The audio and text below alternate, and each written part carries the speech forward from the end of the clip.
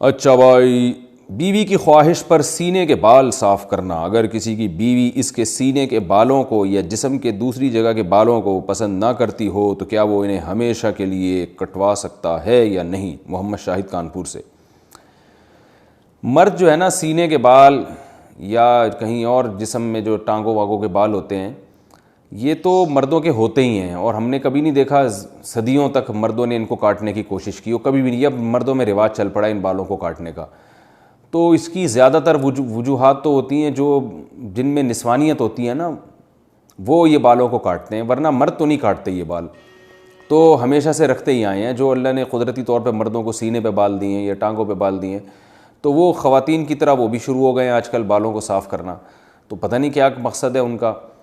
بعض مرد یہ کہتے ہیں کہ ہمارے سینے کے بال اتنے زیادہ بڑے ہو جاتے ہیں کہ اس میں پسینہ جم جاتا ہے، بدبو آتی ہے، تو بھائی روز نہا لیا کرو۔ لیکن بہرحال ان بالوں کے کاٹنے یا نہ کاٹنے کے بارے میں ہمارے پاس شریعت میں کوئی واضح حدیث یا قرآن کی آیت موجود نہیں ہے۔ اتنی بات ہے کہ تغییر خلق اللہ، اللہ کی تخلیق کو بگاڑنا یہ حرام ہے۔ تو کوئی مرد اگر نسوانیت کے لیے، عورت بننے کے لیے، کہ میں لیڈیز تھوڑا ذرا سا ایسا چمکتا ہوا نظر آؤں، تو اس طرح عورت بننے کے لیے وہ یہ کام کرتا ہے، یعنی عورت تو نہیں بن سکتا، یعنی عورتوں کی تو نیت یہ ہوتی ہے نا کہ جو ہے وہ خوبصورت بننا، تو مرد اگر یہ کام خوبصورتی کے لیے کر رہا ہے کہ میں دیکھنے میں عورت جیسا نظر آؤں، خوبصورتی سے مراد نسوانیت والی خوبصورتی، تو پھر تو یہ بالکل حرام ہے۔ لیکن اگر اس کی کوئی اور مسلط ہے، جیسے باڈی بلڈر وہ اس لیے کرتے ہیں ان کو مقابلے میں اپنے کٹس وٹس دکھانے ہوتے ہیں، ہمیں تو یہ کام بھی بڑا بیہودہ سا لگتا ہے، لیکن خیر، تو کوئی اور نیت ہے یا پسینہ جم رہا ہے اس میں، اس نیت سے بال کاٹتے ہیں، تو ان کی بیگم کی خواہش ہے کہ بال کاٹو، تو شاید ان کو بدبو آتی ہے ان بالوں سے، تو اگر کوئی معقول وجہ ہے تو کاٹنے میں کوئی حرج نہیں ہے۔ لیکن میرا خیال ہے کہ یہ کام اتنا مزیدار ہے نہیں، پسندیدہ کام ہے نہیں، کیونکہ اس کا رواج جب مردوں میں آئے گا تو نسوانیت پھیلے گی اس سے۔ جائز ہے ان تمام تفصیلات کی روشنی میں، لیکن بہتر نہیں ہے۔ جو چیز جس طرح صدیوں سے چلی آ رہی ہے اس کو چلنے دیں۔ ہاں، اگر سینے کے بال بہت بڑے ہوئے ہیں اور بیوی کو اس سے تکلیف ہوتی ہے تو پھر ایک الگ بات ہے، اس کو کاٹ سکتے ہیں۔